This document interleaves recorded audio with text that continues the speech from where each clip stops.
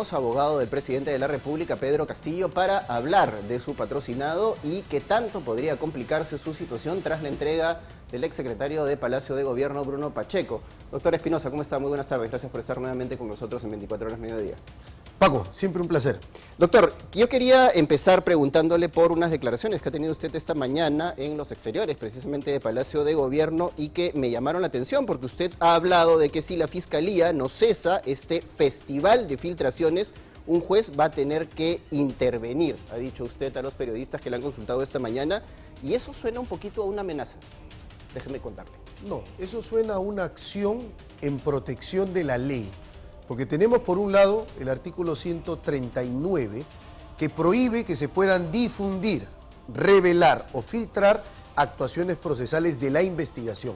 Y por otro lado el artículo 324 del Código Procesal Penal, que es un puntal muy claro y establece que la investigación es reservada.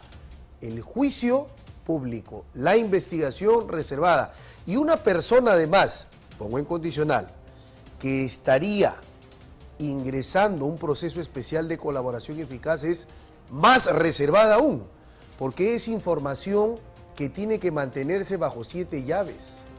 Y hay que distinguir acá el interés público de la curiosidad generalizada. Por supuesto que la sociedad tiene derecho a saber la marcha del proceso, pero la ley impide que el Ministerio Público pueda filtrar actuaciones procesales, contenido de la investigación que debe estar bajo 7 llaves. Pero, ¿qué indicios tiene usted de que hay una filtración del Ministerio Público? Porque lo que está haciendo usted es una afirmación sobre el actuar del Ministerio Público en reserva de los casos. Y evidentemente se tiene que mantener una reserva, pero las filtraciones, como usted sabrá, son un hecho también natural de lo que ocurre en medio de los corridos policiales y sobre todo en la relación con la prensa. Un hecho natural pero ilegal, Paco. Y acá hay que poner los puntos sobre las íes. Esto no puede seguir pasando. Eso está mal. Porque el problema de las filtraciones es que a cuentagotas, de a poquitos, como si fueran las entregas de una novela, se va soltando información y por supuesto, eso tiene un aprovechamiento político. Por eso es que yo he denunciado, la Fiscalía de la Nación no puede jugar a hacer política. El Ministerio Público no puede ser caja de resonancia política. El Ministerio Público tiene que investigar y tiene que investigar ciñéndose a lo que la ley manda. El principio de objetividad, reunir elementos de cargo como de descargo, no prejuzgar, no tener sesgos al obtener información y lo más importante, no divulgar ni permitir que se divulgue lo que es reservado. Pero cuando yo lo escucho, doctor Espinosa, y se lo digo respetuosamente por las diversas oportunidades en las que hemos intercambiado opiniones acá y hemos debatido sobre el tema, pareciera que usted está siguiendo pues el camino que en algún momento el Ejecutivo tuvo con esta famosa ley Mordaza que ha presentado ante el Congreso de la República y que falta todavía debatir ahí y que de alguna manera quiere ponerle coto al trabajo de los fiscales y sobre todo a la información que se podría hacer pública a través de los medios de comunicación. Y esa discusión tiene que hacerse. No digo que tiene que aprobarse automáticamente, pero creo que es una discusión necesaria. Ojo, ese proyecto no busca sancionar a la prensa de ninguna manera. Pero busca sancionar a quienes trabajen dentro del Ministerio Público o dentro del Poder Judicial y a que los policías pruebas. O abogados. Fíjate, Paco, fiscales, ¿y eso no es policías, una suerte de amenaza, doctor? O abogados, de ninguna manera. Porque quien actúa bien no tiene que tener ningún temor. Si yo no filtro información, ¿por qué voy a temer? Si yo soy un fiscal que cubre la información y la reserva conforme el mandato de la ley, así lo expresa. Porque un Estado de Derecho no es un Estado de voluntades o pareceres, sino de lo que manda la ley. Y la ley es muy clara, la investigación es reservada. Y quien traspasa la reserva tiene que tener una sanción. Hoy es una amonestación. El proyecto lo que plantea es que esa amonestación se reemplace por pena de cárcel. Pero cada caso es muy singular y habrán casos en donde los fiscales, policías o abogados evidentemente se podrán defender y establecer que han actuado conforme a su rol y que de ninguna manera hubo una filtración. Los malos elementos sí tienen que preocuparse, quienes actuamos bien no.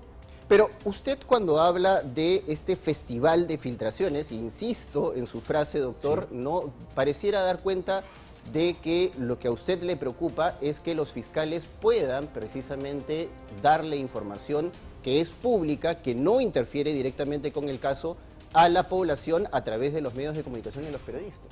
Paco, pero es innegable que hay un festival de filtraciones. es innegable. Cada día, a cada momento sale una información que Pacheco habría dicho esto, que Pacheco habría señalado lo otro, y entonces acá a mí lo que me preocupa es que el Ministerio Público, que según mandato de su propia ley orgánica, el Ministerio Público debe ser defensor de la legalidad, la desconoce. Y desconoce la legalidad porque la reserva es un mandato imperativo, irrenunciable, inescapable para el Ministerio Público. El Ministerio Público no puede decidir en qué caso filtrar o no. Nunca puede filtrarse la información. Pero y además que es usted importante, está yendo más cierro esta encima idea, sobre los periodistas, porque lo que hacemos, no, para nada. El trabajo periodístico, y lo sabemos, yo tengo 20 años de experiencia en periodismo y conversamos con fuentes, constantemente estamos hablando con fuentes y constantemente obtenemos información para nuestro trabajo periodístico, que es informar. No necesariamente a veces se van a conseguir esas informaciones o esos datos de una manera, digamos, pública o de acceso a la información, como también es un canal mediante el cual los periodistas solicitamos información a los organismos públicos. Que se haya normalizado una situación que es ilegal es una cosa, que eso esté bien es otra, eso está mal. Porque digamos que bajo la misma lógica de lo que usted está planteando y de la ilegalidad que usted quiere ponerle al tema de las filtraciones, lo cual evidentemente tiene usted un grado de razón. No se habrían, por ejemplo, descubierto casos como el caso Lavallato, un caso que está compuesto básicamente por filtraciones a los periodistas de los hechos y de los indicios recogidos por la Fiscalía. Yendo un poco más atrás y a un caso internacional, doctor Espinosa, el caso Watergate. El caso Watergate es un famoso caso periodístico que está basado también en filtración de los organismos, en ese caso judiciales norteamericanos, para poder finalmente sentar una situación, y acabó con la renuncia del presidente de los Estados Unidos en ese momento, que fue Richard Nixon. Sí, pero la gran diferencia es que acá yo no estoy diciendo que hayan denuncias para que se abran investigaciones. Lo que te estoy diciendo es que una vez abierta la investigación debe mantenerse en reserva. Y acá no estamos, digamos, en una historia, una novela que tiene capítulos, entonces vamos acá entregándole a la gente la información por puchos y por partes.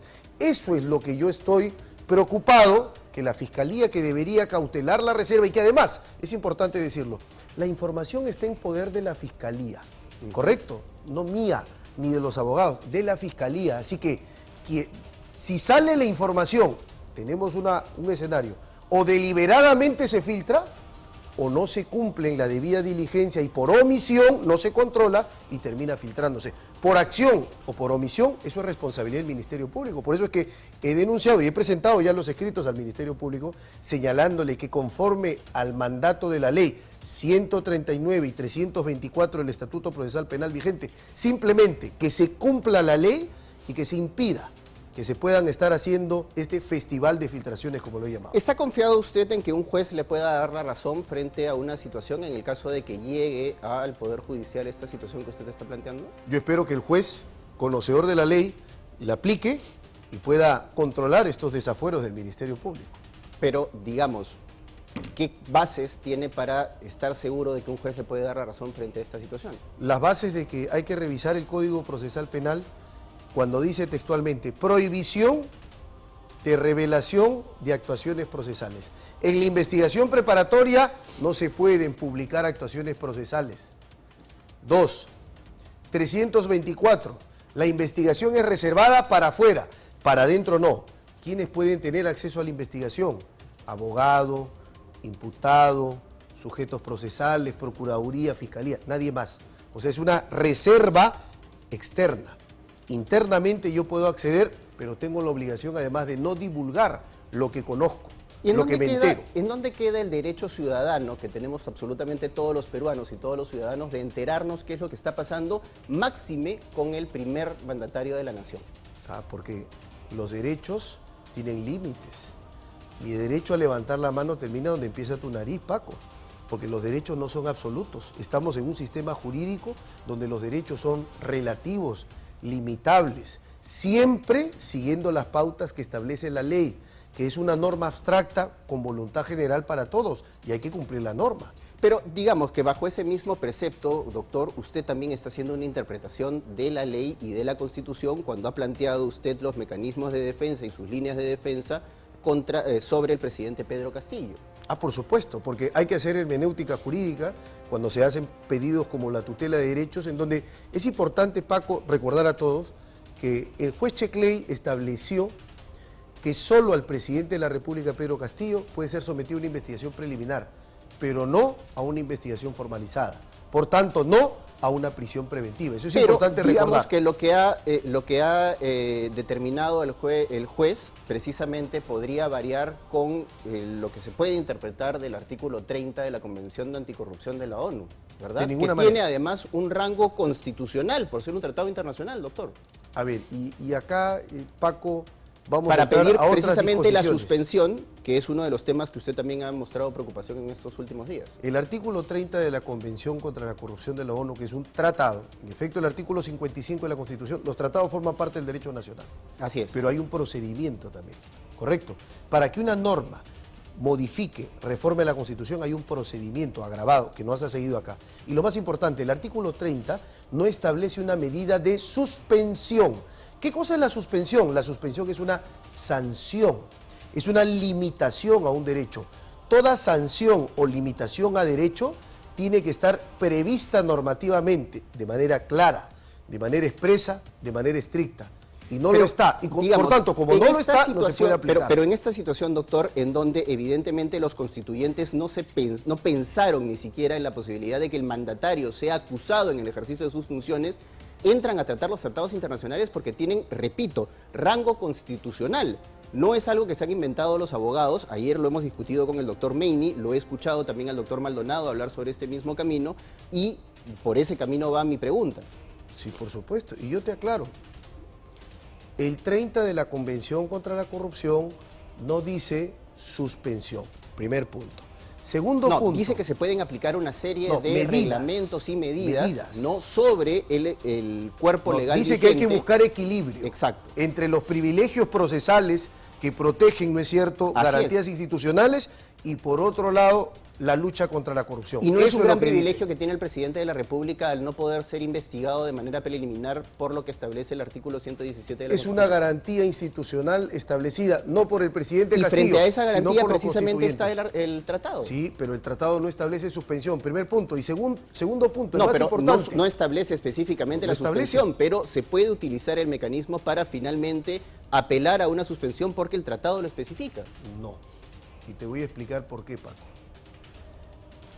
Las sanciones o suspensiones no se dan por medidas coyunturales, porque si fuera así, entonces conforme se presentan las circunstancias y las noticias, habría que buscar una medida ad hoc. Y entonces los tratados te darían como el sastre. Vamos a escoger Pero alguna medida le voy que a te poner da un ejemplo a la concreto, situación. doctor Espinosa. El ¿Cómo? caso del señor Chávarri, por ejemplo, ¿no? Que estaba protegido por una serie de prerrogativas constitucionales por ser el fiscal de la nación y ante un caso de encubrimiento real, como fue el que fue acusado el señor Chávarri, se aplicó precisamente este tratado de anticorrupción de la ONU, el artículo 30, y finalmente se le revocaron una serie de privilegios que protegían al señor Chávarri. Usted me dirá, en el caso del presidente de la República eso es distinto porque de acuerdo al 158 del Código Procesal Penal, la figura es otra, pero ¿no cabe la posibilidad de que se interprete exactamente de la misma manera? No, Paco, y tengo que corregirte. En el caso Chávarri lo que se aplicó fue una suspensión preventiva de derechos, regulada en el artículo 298 del Código Procesal Penal. Chávarri era fiscal, no es una autoridad elegida por mandato popular. Por tanto, a Chávarri Pero sí tiene se una le serie de podía prerrogativas suspender. que No, también porque están en la la situación Constitución. es distinta, porque el artículo 298, numeral 1, literal B, de Código Procesal Penal, dice que no se puede suspender temporalmente del cargo a las autoridades que ejercen su función por elección popular. Y el presidente de la República ha sido elegido por el pueblo peruano. Así que conforme a la ley eso no se puede. Y conforme a la Constitución tampoco. ¿Y qué tipo de pruebas están esperando ustedes de Bruno Pacheco, doctor Espinosa? Estamos esperando, en realidad como corresponde, que el señor Pacheco manifieste su versión, haga sus declaraciones, las disposiciones que correspondan en la investigación y luego siga el interregno, que es el más importante, el interregno de la corroboración, de la confirmación o la acreditación procesal. Que es el Claro, más en importante. este momento, digamos, el señor Pacheco, por lo que se ha sabido a través de los medios de comunicación, ya ha hablado de algunos temas relacionados al pago para los ascensos en la Policía Nacional, también algunos temas relacionados a la fuga del señor Pacheco, que habría sido a través del señor Beder Camacho, ¿no? Que él ha negado en distintas oportunidades y que el presidente también tengo entendido que niega, y ahí están estas versiones. Sí, pero hay un asunto que es importante, Paco, y el asunto importante que no hay que perder de vista es que estamos, primero, frente a trascendidos, y segundo, frente a dichos, no frente a hechos, frente a afirmaciones que se habrían hecho.